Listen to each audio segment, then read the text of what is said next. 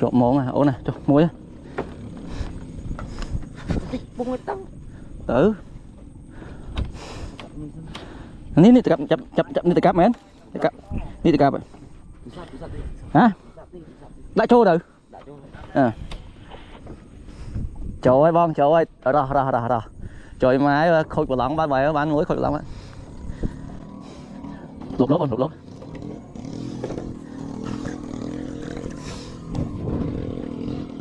Lỏng đi nơi tự nhiên tới á. Điệp bỏ cái mặn.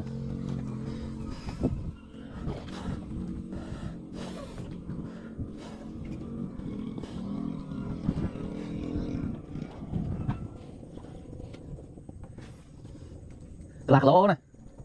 Hả? Chiên lạc lỗ à? Ở đó rồi. Ở đó. Lạc lỗ. Đi mà hố ơi. Chặt thấy mó nào, đánh mó ra. Ui là lại nghe chặt có báo bốc mó. Đấy chặt mót đi vào thang liền. Hắn đang sập bạt tập phim. Chặt mót khổ mà. Bông lên mà nữa.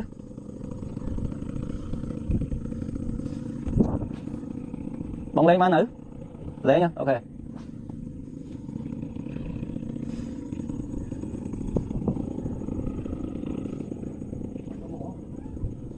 Phên cho anh đây của anh lọc bóng giật thấy.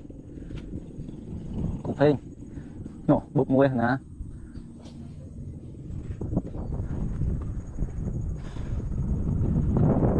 Chuyện máy còn cướp.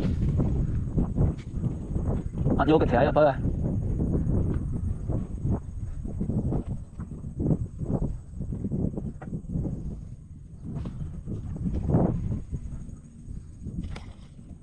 Với mà hốp cậu nè chặt chót ơi lại đại chô mót cái môi cháu môi dao thân đó năm này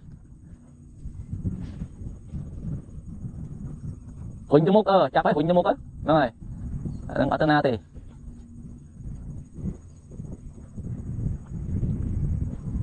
tới tiền môn mà tiền ma đấy.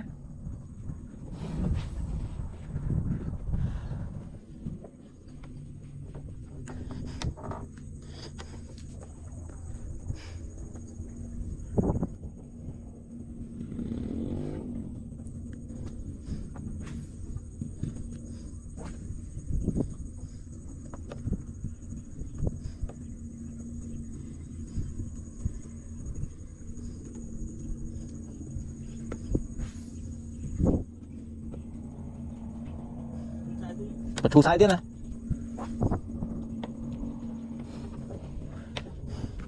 Thầy trôi tìm môi rau lại tích bông du phi.